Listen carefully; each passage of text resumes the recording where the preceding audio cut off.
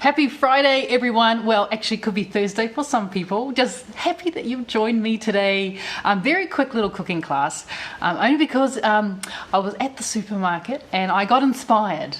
And you know the old adage, don't go shopping when you're hungry. Absolutely stands. 100% stands. Do not go shopping when you're hungry, because chances are you'll put things into your basket that shouldn't necessarily be there. But also for me, don't go shopping when you're busy, because as I'm walking through the market and I see stuff and I get inspired, and then I need to come home and cook, and so my list of things to do goes completely out the window. And that actually happened when I was at the supermarket and I found a sleeve of basil, and there was a sleeve of basil, and we all know basil, the fresh herb basil, and it was sitting there and it was on special and it was calling my name, and I had no choice but to buy it and then create something with it. And one of the things I love creating, especially when the herbs that you've purchased may be just about to turn on you, so they're not as fresh, they're not as vibrant as they used to be. A really nice way to make sure that you don't waste your beautiful herbs, your flavoursome herbs, is to do something like what I'm about to do, which is to make an oil-free pesto.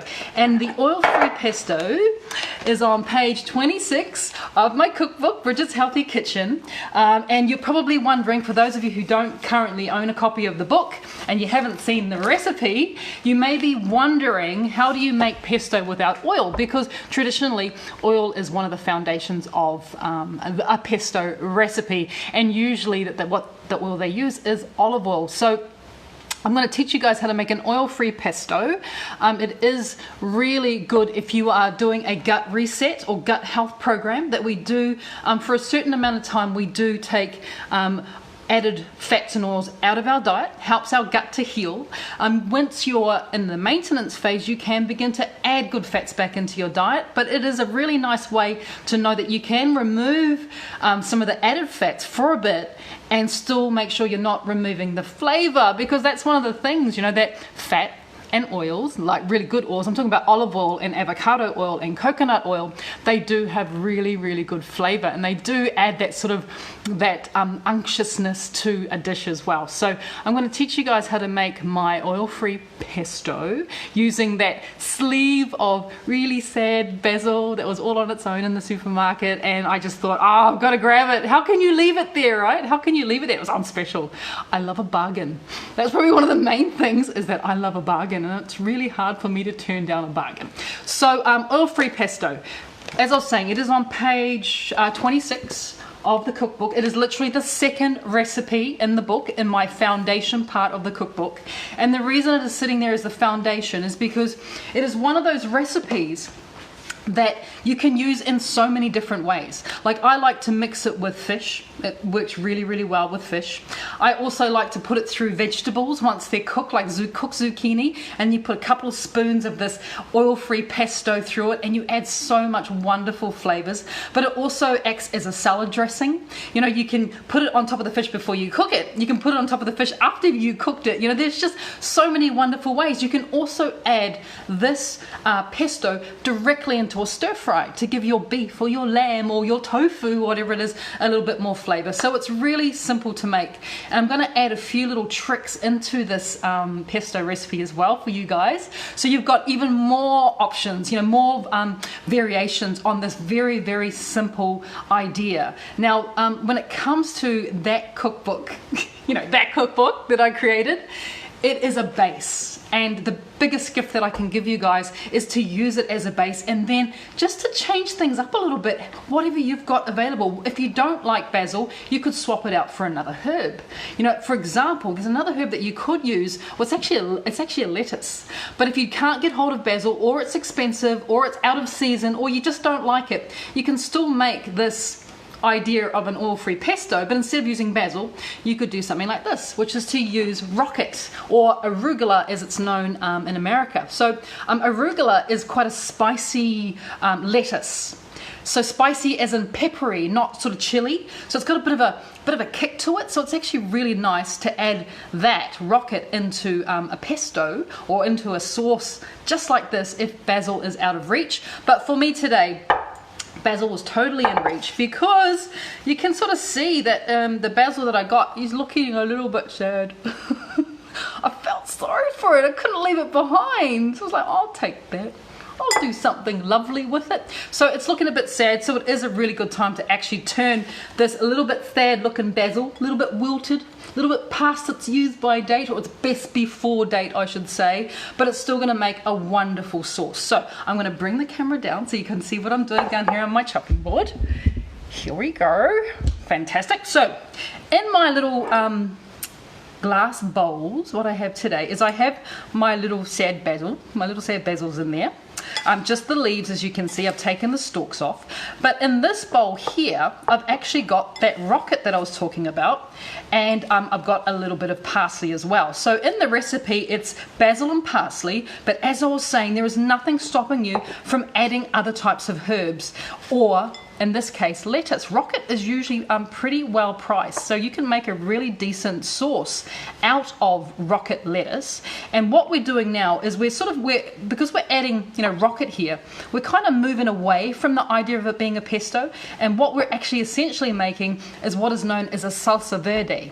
So salsa verde basically means green sauce. Salsa is sauce and verde is green. So you can add whatever. Just think of it as a salsa verde. You can add whatever, herbs. I like to go for the fresh, bright ones like parsley and basil, and obviously rocket with a little bit of pepperiness. You could add mint in there as well. So those types of herbs work really well in a salsa verde. So very simply, I've got my 2 containers of greens. Everything is going to go basically straight into my favorite little food processor. So I'm just going to put the leaves in there, not the stalks. The stalks are just, no one wants to eat a stalk. Well, I don't know, maybe you do, but me personally, I'm not a stalk fan, so I'm going to avoid the stalks. But I am going to put in that bit of rocket in there, that bit of parsley in there goes in there as well. Scrunch it all down. It looks like you've got a lot, but once it actually starts to get the processing happening, you'll notice that you actually don't have that much. So a good couple of handfuls of our green stuff goes in there first. The next thing we want to do is we want to add a little bit of flavor. So the flavor that we're going to be adding, and also once again, remember this recipe is a base. So the flavor that I'm going to be adding today is a little bit of garlic. I think in the recipe it says 2 cloves of garlic, but there's nothing stopping you from adding more garlic if you like. Absolutely nothing stopping you, because the only thing that's going to stop you is probably someone if you try and kiss them if you add too much garlic. So it's completely up to you. But there's nothing stopping you from adding. I'm just going to give it a bit of a squish with my knife, just a little bit of a squish, a little bit of a rough chop. Garlic goes in there. Like I said, I have 2 cloves in my recipe, but there is nothing stopping you from adding a 3rd clove if you want. I shared a post today on Bridgets Kitchen, and it was about growing your own garlic and how easy it is to grow your own garlic. Have a little look on Bridget's Kitchen, you'll see the post, and it has the instructions on how to grow your own garlic in the actual post there. And one of the things that I'm reminded of is that homegrown garlic tastes completely different from the store-bought variety. So if you're using homegrown garlic, you might only go with 1 clove. I've added 3 cloves in there. Like I said, it's up to you. Remember, my recipes are a base. You develop them as you feel fit. So garlic's in there. The next thing we need to think about adding is a bit of lemon juice. Now the lemon juice is firstly going to give it a lovely acidic flavor, which is really important because we're wanting to balance out the flavors here. But the other thing that lemon is going to do is going to help to maintain the color of the greens. It doesn't go brown too quickly, which is important as well. So if you like it lemony, which is I definitely do, I'm actually going to start by adding some zest of the lemon in there first. So you can add that in there. You can, I've got 2 small lemons, but you could just have 1 large lemon. And it also depends, how juicy your lemon is at the end of the day. So I've got this little handheld microplane or grater, which is fantastic for zesting. I would suggest that you use one of these as opposed to slicing the skin off and then chopping it, because it doesn't quite get it fine enough, and you'll find that you get big chunks of lemon through your pesto or your salsa verde, which is, sometimes cannot be very pleasing. It can be a little bit like, oh, and there's the lemon, which you may not want. So definitely invest in one of these if you can. A little grater, a little fine grater. I found this at the Salvos and it cost me $1. You can see it's retro, right? It is so retro, but it's the best thing in the world. This has traveled all around the world with me as well. Gotta have my grater or my zester. Okay, so that goes in first. That's going to give us a lovely punch of lemon, but because it's so fine, it's not going to blow our heads off, which is really important. We also are going to use the juice from the lemon. So into my little juicer. Another little retro find of mine that I've had for yonks. I don't even know if that's a word. I think that might be a Kiwi saying, yonks. Does anyone know whether that's a Kiwi saying? I've had it for yonks anyway, which means ages, years. So the lemon goes in. Because my lemons are small, I am going to add 2 lemons to it. But if you've got a really big, fat, gorgeous, and by the way, this rolling on the bench of your lemon will help to give you more juice. I forgot to do that with the first one, but we're doing it with the second one. Already I can feel it's really softening up. It's wonderful. Lemons and limes, it's a really good little trick, is roll it on the bench first. And look, did you see the juice just came out of it because I rolled it? Let's see if we get more juice out of this guy. Oh yeah, look at that. It's jumping all over the place. I'm surprised I didn't shoot the camera with that one. Oh, all right, lemon. I do like a bit of lemon, and you know what? The lemon works so well with all these flavors that we already have in there. They are a match made in heaven, like literally. Lemon, basil, rocket, garlic, all those flavors just work so well together. So we've got our lemon juice, really important. The next thing we need to add is a tea towel, not to the mix, just to my cooking because my hands are sticky. All right, so we are also going to add in a little bit of Himalayan salt. A bit of a sprinkle. The salt is going to once again balance. It's also going to help our palate to detect all the flavors, because that's what salt actually does. Salt doesn't just make things salty. It's really good mineral that we totally 100% need in our body, but it also helps our palate to detect other flavors. So you know, it's really important that we do have that bit of salt in there. I'm going to add a little bit of pepper, because I like pepper. You don't have to add pepper if you don't want to. And the last thing that we're going to add, because remember this is an oil-free pesto, is we need to add a little bit of liquid, and simply going to do that by adding some water. About 60 mils of water goes in there. I could add some more. I'm going to find out once I start to blend it up. So on into my little blender she goes. Big noise coming, guys.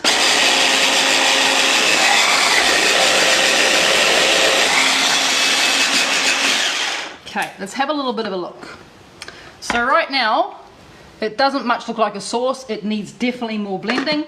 Let's do that. Ooh, the smell though. The smell is fabulous.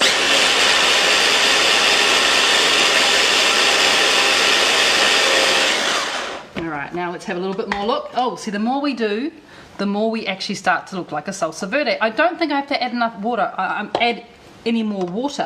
I like what's happening in there at the moment, but what I could probably add, but first I'll give my bench a bit of a wipe down.